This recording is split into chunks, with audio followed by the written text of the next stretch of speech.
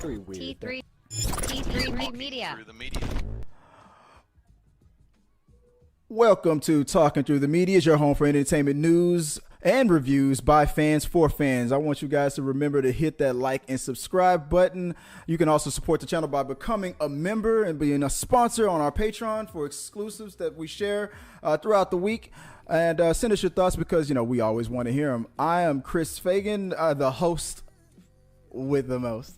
And joining me, as always, from this point on a mother effing Thursday, I'm going to try not to curse because I know she will as we're talking about these topics.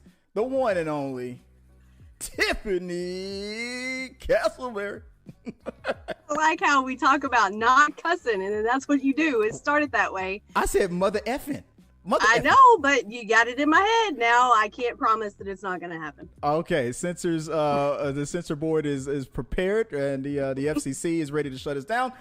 But we got guys. What are we going to talk about today? Well, what was the topics of today? We got some stuff. We got some things that's going on with the talk with Sharon Osbourne. A little update with what's going on with her. We're going to give a quick review of the new Netflix film starring Idris Elba. Was it Concrete Cowboy? I like the original title, but we'll talk about that later. And we're going to go back to what's going on with the Wall Street bets, guys, because there's some monkey business happening right there. You see what I did there? You see what you did. So, I was waiting to see how you were going to do it.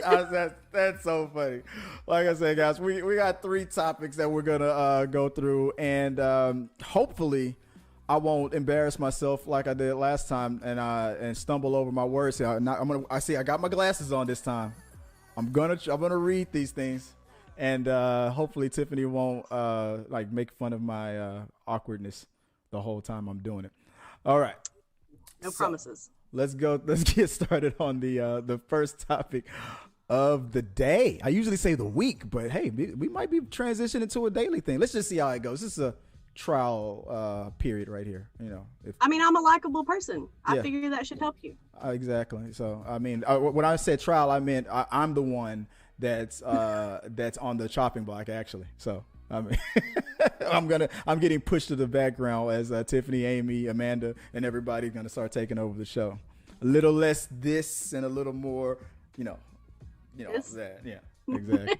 All right. From Deadline, the talk will remain dark this week and will return to originals next Tuesday. The daytime talk show had previously canceled its Monday and Tuesday live show and was supposed to have a new episode yesterday on the 17th. This coming Friday and Monday were already going to be preempted due to the NCAA Tournament. The news comes amid shocking new allegations against Osbourne that she had used offensive language, including racial epithets towards former co-host Julie Chen, as well as lesbian slurs when referring to her former co-host producer Sara Gilbert. During Wednesday's episode of The Talk, Sharon Osbourne became emotional and combative during a discussion with her co-host about her public support for Piers Morgan following his comments about Meghan Markle and being perceived. And how she was being perceived. Sheryl Underwood noted that while you are standing by your friend, it appears that you are giving validation or safe haven to something that he had uttered that is racist. Among his most incendiary remarks, Morgan said she did not believe Markle's suicide thoughts. That's just a little bit of what she had to say and what Piers Morgan had to talk about. So, now that we've gotten a little bit of an update of what's been going on with Piers Morgan again, he's back in the news again, and his bestie, I guess, Miss Underwood, had to kind of put herself out there, showing him a little support. And now Osbourne, not Underwood. Osbourne, because they're both Sheryl Underwood and there's Sharon Osbourne. You can tell that I watch the talk every damn day, right?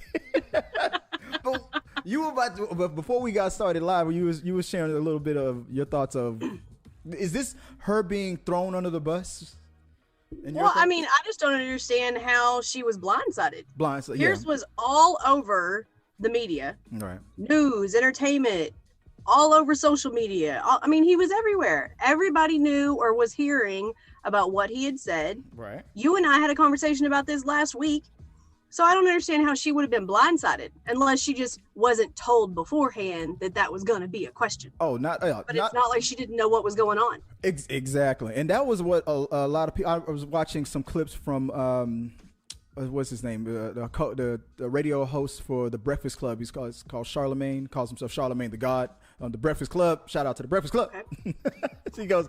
He said the exact same thing you're saying. He's like, everybody knows that a lot of people know that they're friends, Piers Morgan and Sharon. And it was, like you said, it was all over the news. And the talk is a show about people talking about the latest hot topic, like what we do here. We talk about the latest trending news. So right. you had to know it was coming. And not only did she not get blindsided, she tweeted about this before the episode, before her show started. She tweeted about this on her own channel about support and everything. So you knew that this was a hot topic. So you knew it was a possibility of being asked about it. But again, I think it goes back to she didn't have time to prep. They didn't say, hey, we're going to ask you about this. So she didn't have her talking points probably prepared for it. That's why. Because during the argument, the fiery back and forth, I guess, with Underwood and her, she mentioned, like, don't you start crying because I should be the one that should be crying. She was referring to the last time something like this happened when one of the ladies were, quote unquote, blindsided and she got emotional. She began to cry. And I guess she felt like maybe that was bubbling up under the surface for her too.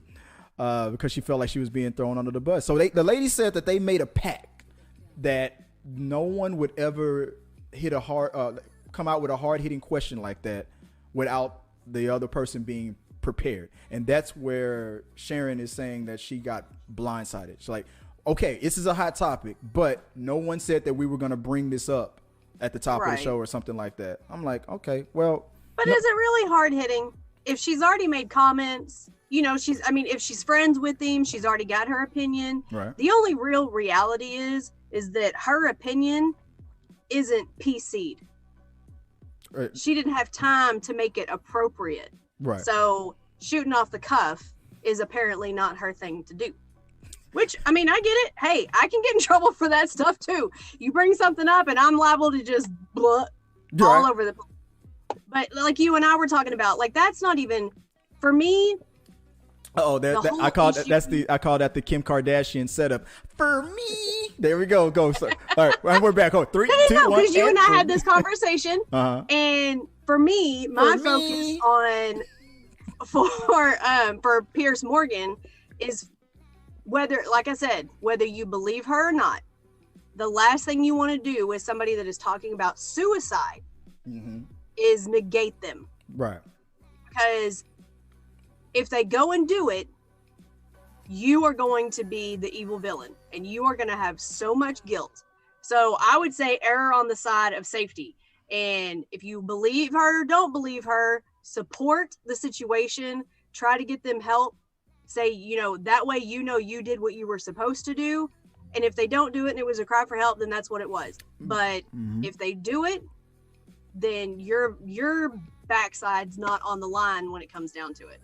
And you and I, like I said, you and I discussed this. It's just, that's my biggest issue. Yeah. And more than that, going back to Piers Morgan, after hearing about that whole story, and I started to dive deeper into where it all really stemmed from. And it turns out that Piers went on a date with Meghan back in the day. They went out on a date. And I guess that, they spent their evening together. I guess they had dinner or something like that. And he called her a cab or a ride back home. He's like, the date was over. She, very nice and it was fine. He was happy. But before that date, he was on cloud nine. They were friends. He talked about her in such a positive light all the time. He was really into her. He wanted to date her. And that night, and so the story goes like this. And this is another thing that Piers Morgan's co-host kind of called out to when that day that he stormed off the set. This is why, because I was like, there has to be a reason. That look on Pierce's face, why he couldn't stand it. And this is why. And this is Pierce's own words. Another interview where he explains, hey, this was before Harry and her got married. He said, is this true that you and Meghan went on a date? And this is from Piers himself. He said, we went on a date. It was fine. We had dinner. We had a great time. We had a good conversation. She was ready to go home for the night. I called her a cab or a Lyft or whatever to go home. Instead of going home, she took the ride to another, like a party or another event where Harry happened to be, and that's where she met Harry, and the rest is history. Now, after that, she cut ties off with it. I guess he tried again. Like, hey, can we go out again? And then she said, she said no. I'm like, I met Harry, and we're hitting it off, and that's it. And on that interview, you could tell he was like pissed, like I thought I had a chance, and he was kind of being funny about it. But this was years ago. But ever since then, when he became the host of that Good Morning Britain show, now they're dating. It's getting hot and heavy, and the more Harry and Meghan's relationship evolved, the worse the news coverage from Piers got. And then when they got married, it was all just fire. I mean, that's where it's really all stems from. Is it racism? Maybe, maybe not. But it definitely is fucking jealousy. Okay, let's just go. My question is did she consider it a date, or was this just two friends going out to dinner? Look, he told me everything I needed to know the second he said. I called her. She said she was ready to go home. And then that taxi or whatever happened to make it to another party. She already, what do they call that? That fear of missing out. She already had it in her mind that this, FOMO. This was FOMO. This was motherfucking FOMO. She was sitting there probably stirring that spaghetti, not eating a bite. He was probably chatting away, not noticing that bored look in her eyes, probably like for every woman he's with. and she was like, I heard there's a party up the street. Let me see if I can get my homegirl to call me on the phone. See if Tiffany Castleberry could save me from this. Like, Tiff, go to the bathroom. Tiff, can you call me in 5 minutes? I'm gonna pretend like it's an emergency. You know how it is. Come on, you. That's girl code. I know nothing. I mean, so that's how I feel. So fast forward to that whole thing about him going off on his show, walking off. He's just butthurt. Exactly. And then Sharon Osbourne felt like she had to defend him. But as butthurt as he was still falling into the whole, I'm not going to not say it wasn't racial, because he didn't have to, he didn't have to attack her as much as he did. Because it's whether it was racism or not, it's going to make people that support her and understand that situation feel like it is. But And it could turn into that. Just because you are okay with her at one point doesn't mean that you might not have those deep-seated feelings. Exactly. Right. Exactly. So and he didn't have to go off on a rant and a tangent every time on national television. And then he couldn't take his comeuppance for 5 minutes from his co-host. Right. He's like, I understand that you had a relationship with her, and I understand that she cut your bitch ass off, and I understand that she didn't want to fuck with you anymore. And he was like, nope, can't do it. No, I can't hear it. Not doing it. I'm walking off. Exactly. I have to keep my dignity. Yeah. As he said. Exactly. Nope. So you understand. But I think what Sharon should have done, if she wants to support her friend, support your friend. Mm-hmm. But, right? So if it's a question about racism, I support him as my friend. I think he went wrong in this direction, or I think he shouldn't have probably said this, or maybe he meant this instead of what everybody took it as. Yeah. Whatever even if you want to justify it, but at least there's some kind of acknowledgement that there's an issue that people are taking up. There's something happening. Right? Like that's one thing that people don't really get. I mean, does the accusation get thrown around a lot, and is it always correct? Maybe not.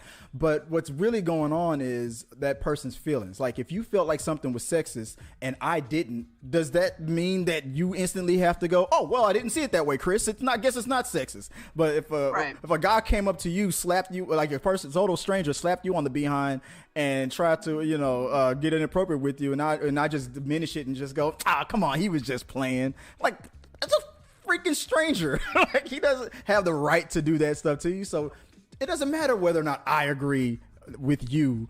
It happened to you. This was your experience, and just the example. So just an example. Yeah, just the example, right? I'm like, I don't know if this happened today or not. I'm sorry if it did, but I just feel like that's exactly what happened. Sharon Osbourne was trying to was on the spot, tried to defend her friend on one thing, and then it came off as if she was defending him on a whole different other level. Like you said, you're diminishing the seriousness of with mental illness, with how Sheryl probably could construe it as possible racism, how it was definitely sexism and stuff going on with his butt hurt. You know, I'm never gonna get a girl as you know pretty as her ever.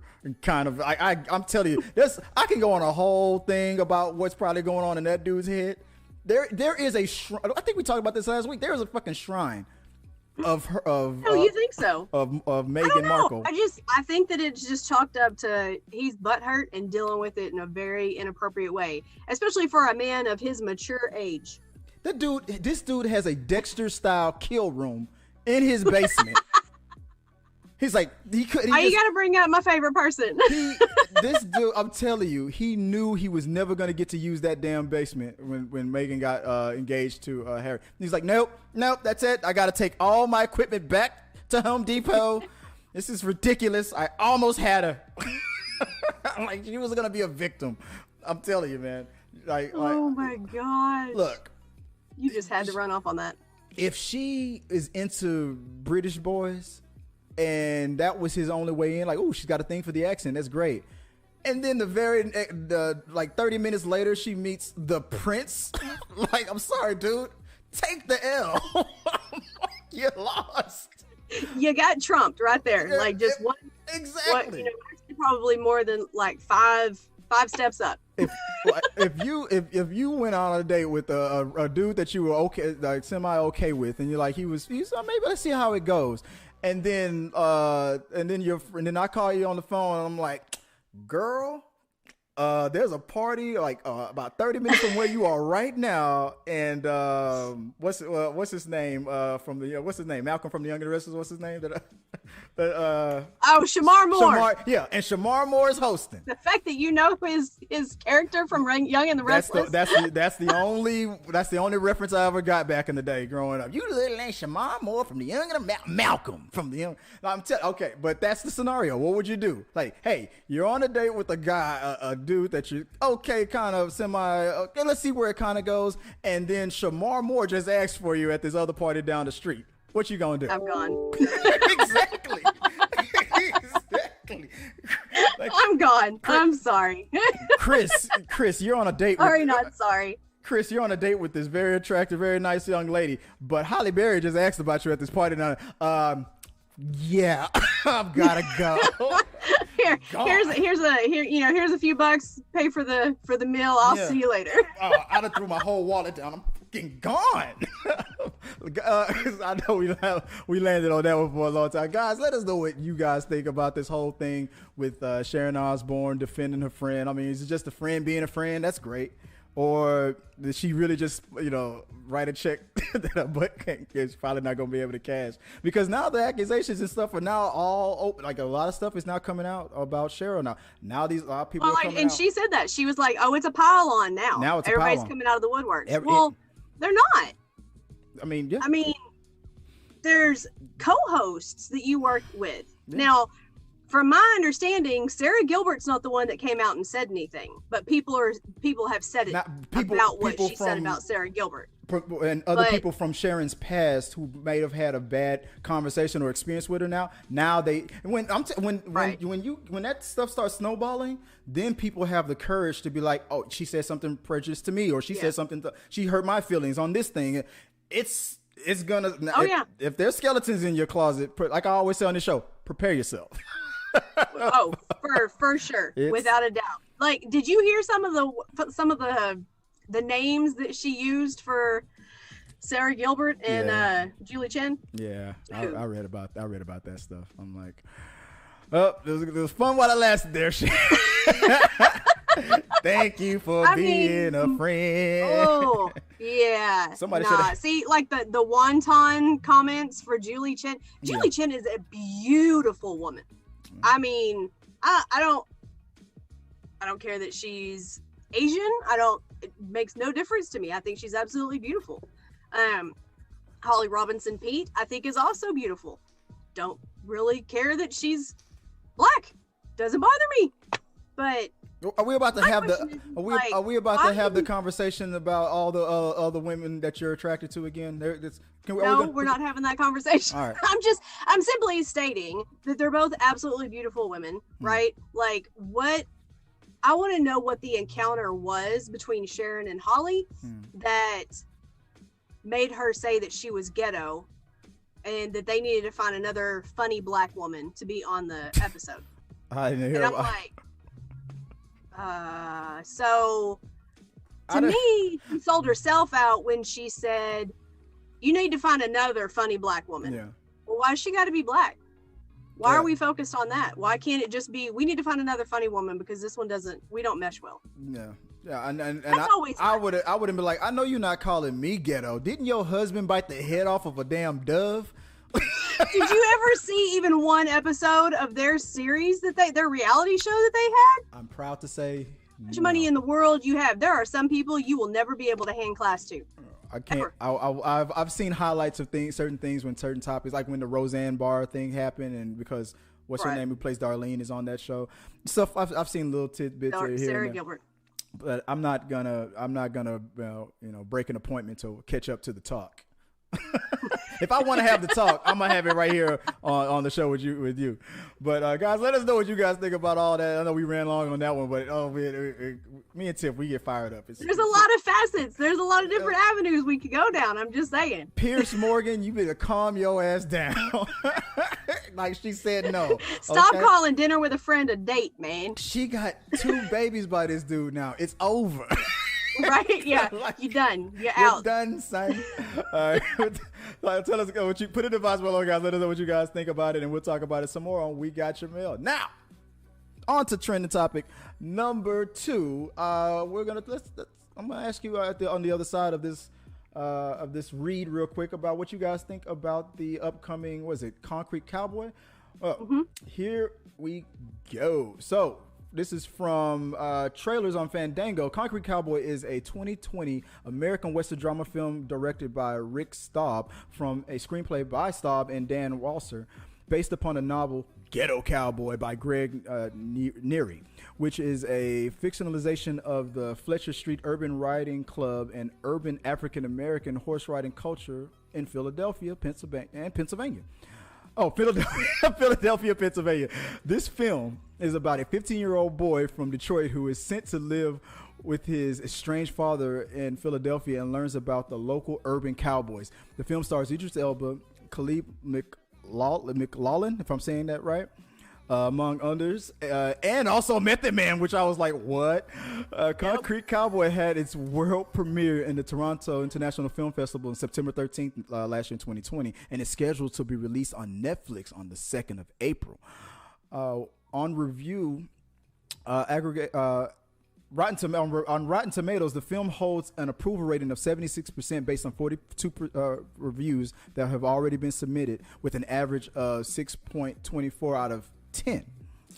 The website's critic census reads, well acted and solidly directed, Concrete Cowboy lassos old-fashioned uplifts with the story of a father and a son in this little scene corner of American culture. Now, the reason why I was fascinated about talking about this was because this, believe it or not, could have been my story. My father is a cowboy. He's a ranch hand. He's from the third ward of Houston. I mean, as little as interactions that I had with him coming up, from spending time with my grandmother on that side of the family. Every now and then I would see him out there on the farms and out there. I mean, he is a black cowboy. He is. He's not as much as he used to be. He's up there in the age now. He's pretty much retired, just taking it easy. But when I was coming up, like I'm gonna tell you right now, if my mom And if I lived in that household, if they had stayed together, my accent would probably be a lot thicker, as thick as it was when I was coming up. But every time I interacted with him, and he still talks like this to this day. I see him. He might have that straw cowboy hat on, like, "Hey, what's up there, dude? Come on over in here. Don't talk to you like that. That southern draw comes out like, come on over here. Hey, what's going on with you now, boy?" He is a cowboy. So when I saw Idris Elba in this scene, I saw that the boy from Stranger Things. I saw it. I was like, that could have been me. He looks exactly like the way my dad looked. I mean, he had a horse in the backyard, but I don't know if he would have had it in the apartment. But shit, I wouldn't be surprised. But you had a chance to check out this. Hold on, before we talk about that, have you ridden a horse? Yes, Tank. His name was Tank. Did you stay on the horse? Yeah, I stayed on. Tank was very timid. He was very tame. I never had a bad experience with him. Maybe he could sense it. It's in your blood. This is your birthright. I'm like, nope, I'm gonna go play Xbox. No, this is your birthright. This is your birthright, boy. Get on over here. Like, you don't know what you're doing. I actually had a conversation with my aunt on that side of the family. I asked, I wonder what because my last name is Fagan. That's my mom's maiden name. My last name would have been Gregory. It would have been Chris Gregory if they were together or got married. I wonder if Chris Gregory and Chris Fagan would have even gotten along. How different they would have been. I felt like these two men would have been totally different men. My aunt disagrees. She's like, no, you silly. Your dad is silly too, and you probably would still have that same silly sense of humor. But then I thought about it a little bit more. Like, yeah, maybe. But Chris Gregory probably definitely could kick Chris Fagan's ass, though. Like, you're already putting him out there like that. Chris Gregory would have been way tougher than Chris.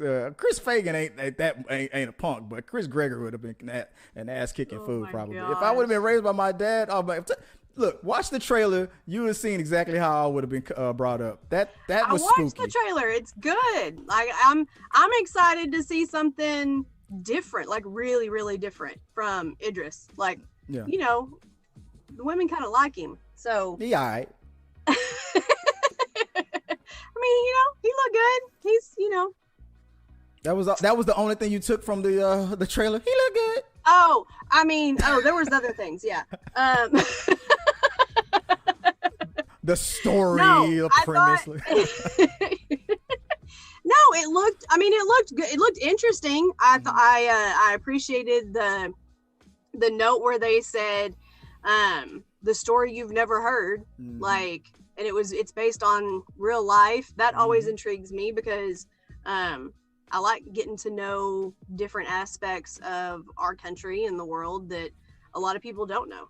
And if it's put in the proper light, I mean, they make some stuff and they just go crazy with it. And I forgot something that they mentioned in the trailer. I remember hearing a long time ago, and I totally forgot about all over again, about the Lone Ranger, about him being a black man. Right. I forgot about that. I was like, I did remember hearing about that back in the day growing up. So it's funny you said that because I heard the part where they said he was a black man, and then I was completely sidetracked because the kid's like, who's that? I'm like, what? You don't know about the Lone Ranger? The black Lone Ranger, the white Lone Ranger. Like, I mean, it's like it's one of those things. I was like, damn, that's right. Didn't they do a Lone Ranger movie with Johnny Depp? Right? Yeah, yep. Army Hammer. Yep. So technically, everybody was focused on how Johnny Depp was playing a Native American character as a white man. Right. Technically, Army Hammer was playing a black man. Nobody brought it up. I didn't even know.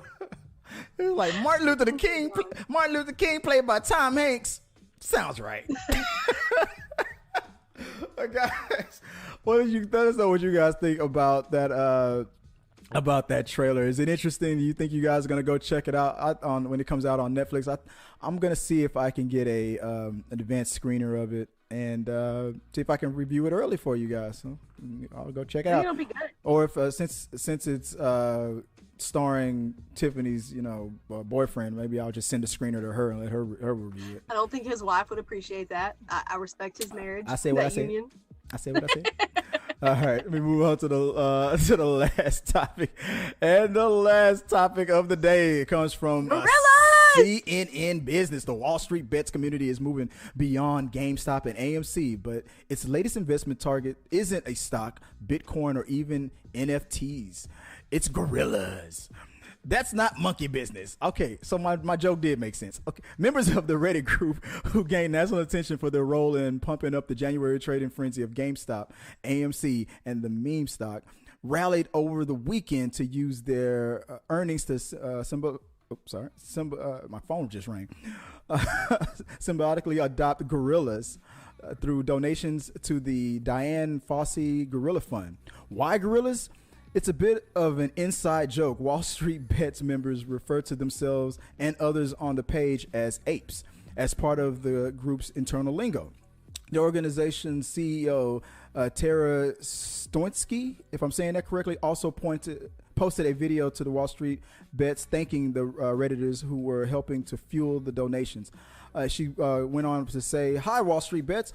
I was just made aware that you have been adopting gorillas through our website." She said, "I just wanted to say thanks to you so much for this incredible support." So, well, I'm going to correct you. Are you ready? Okay, what did I get wrong this time?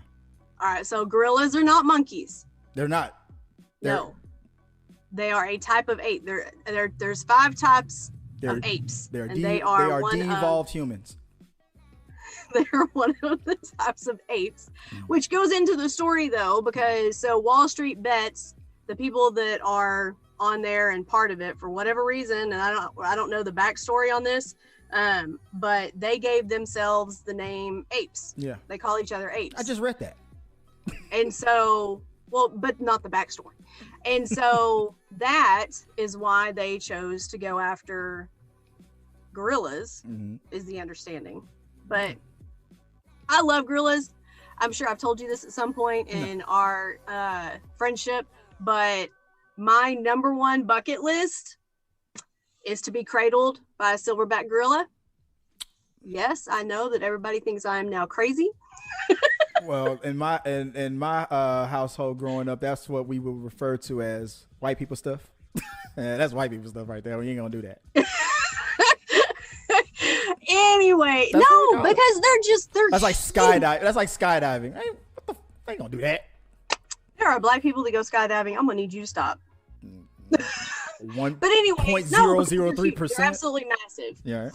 And at one point, I was a really petite person, like back when you first met me. And to cradle me would have been like holding a little baby, and it just would have been the cutest little thing. At any age, you could be 500 pounds, and it's still, those things are like strong. I mean, like it's like you're like, I mean, human beings are like what, like a blanket to these things. He's like, oh, you think you're running the world? No, watch this. It's like it's getting tighter. He's showing me too much love. He's like, I've got a new pet now. Like, I just don't know why people want to do things like that. Let's go skydiving. Let's go cradle. They like that Rush. All right, Rush. Okay, Rush. You know what? You're gonna get rushed to the hospital when he breaks your arm. Come on. Okay, so. And people don't know our backstory, but Chris and I met when we were in Iraq. And so my question is the whole time you were there, with all the times that we had mortars launched at us and all the crap that went on over there, you never had that adrenaline rush? I had a bunker. I just sat in my bunker and just cried. No, I mean, difference between the civilians that were over there and the military. Thank you. I got to that. I've mentioned this on the show before. I got to the point where like loud noises and things like it takes more of an effort to like give me a jump scare. That's what that helped me with. Yeah. I don't jump to like to like the sounds of things, dropping, blowing up or something like that as much as I did when I first got there. It helped me desensitize that. But did it give me an adrenaline rush? Like, let's go swimming with killer orchids. No, if seals can't make it out of that, I know my ass wouldn't. I don't want to get hit by those fins like poof. That's just some things I don't need to experience. That's just what we. That's for y'all. Even Joy, she'd be like, "Nah, I'm not gonna do that." She's like, "Oh, so you're not that type. You're not gonna go hang gliding or swimming with the sharks." And I'm like, "No." I'm like, I think I'll keep her. It's just something I'm not gonna do. I did a 200-foot free fall. You're okay. You're a badass. I'm not. I'm not. I'll do a 200-foot free fall on a video game that, Fortnite. That's it's not. It's safer. I purposely do not pull the parachute just so I could just play God and like, blah, like reset button. There is no reset button in life. You know how many people, how many parachutes don't open or like, I don't know, man. It's just, I watch too many movies. I can't do it. I mean, I'm sorry that I'm taking attention away from this great thing that these guys did. But but when you said, get sidetracked. When you said I want to get held by a gorilla, I'm like, why? That's my only question. Like, why? Like, I just feel like you're gonna get addicted to it, and then you're gonna disappear. You're like, where's Tiffany? Like, she's gone. She decided. What was that lady who did that? She decided to live out there with the gorillas for her life. She got accepted as part of the family. Jane Goodall. Yeah. Don't go Goodall on us. Don't do it. Mm-hmm. I just don't want you to do it. Don't. You just started with the channel. don't pull a Goodall. It's like this is my friends now. I just feel like you're gonna get carried away with it, but it's a good thing that those guys did. I mean, maybe it's only because they're it's a play on words and they're like we're the apes, so we're gonna donate to apes. That's great, but it's a good cause. I'm glad they could have named themselves. Hey, I mean, I'm impressed. They even donated all the money that those they're not all kids, but some of them were kids. I mean, they made a lot of good money, and I think it was like up to 70,000 that she's when I read the story. I think that's what it was up to at that point. Maybe it's more now. That's good. I mean, it's, the gorilla species it's endangered now, right? Maybe this would help. I mean, I think most exotics are at some point. Yeah, it just depends on what's happening. You got all those crazy poachers and people that want to get trophy kills and stuff like that, so they got to go after things that don't need to be killed. So you don't want trophy kill, you want a trophy hug. That's what you want. You want to get that trophy hug from the gorilla. Like, I want my hug. It's such a weird thing for me to hear out loud. I just want a hug. Like, just go out the door right now. You're right in front of the coffee shop. Go hug a stranger. Like no, you don't want that. You're right. No, I like animals more than I like people. Okay. Like that tells me where I stand. And like, how about a hug? No. Like, I'm like, wow. Well, you're in Texas and I'm in Idaho, so that's not easy right now anyway. A virtual hug. That's a COVID hug. Virtual hug. We just hug ourselves. Like, come on. There you go. Come on. There you go. See? There we go. You're a fighter.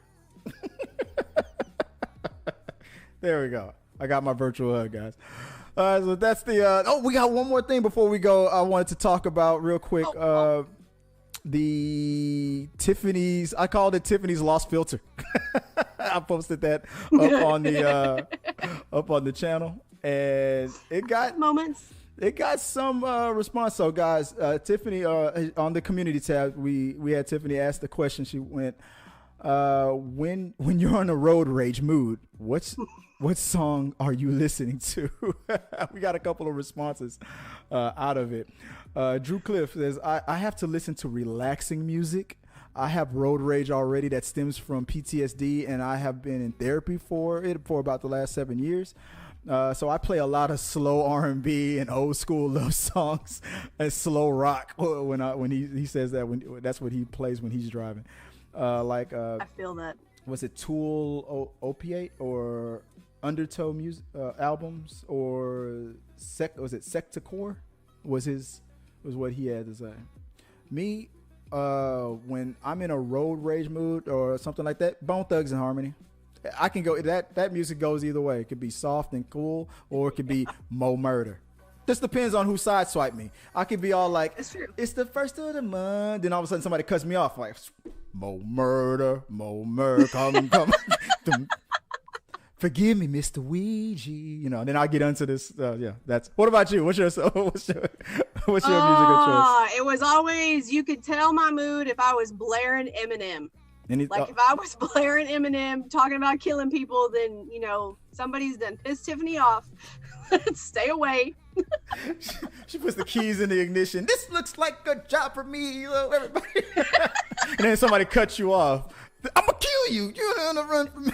I'm telling you, he's got all kinds of lyrics that would be perfect for it. It's exactly. You start the day off with my name. Then you get sideswiped. Oh man, and it switches to what's that other song with where he kills his ex and dumps her in the river or something like that. That was on the first. Stan. Was that Stan or something? Yeah.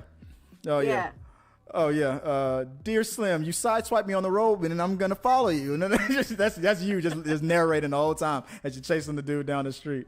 Guy doesn't even realize what he did to you, but when you're just pummeling him to a pulp, right. The music playing in the background. The song switches. That's why I tell people, I cannot get a CHL. Cannot. Like, I will probably shoot somebody's tires out. Like, so for me, those little mini bats that that you get from like baseball games. Mm-hmm. I was about to pull one up for you because I know I got one here in the Jeep. Yours probably has like nails in it. I don't have any nails in it, but that's what I got. I got me a mini bat that I got from the Rangers game years ago because I figured that's safer. I'm not going to throw that at somebody's car. No. Although, side note, okay, so I don't know if I've ever told you this story. Here we go. See, this is where we lose it. So, I'd come home on leave. I was driving down 175 in East Texas. There's like nobody on the road. Like there's nobody out that way anyway, but there's nobody on the road.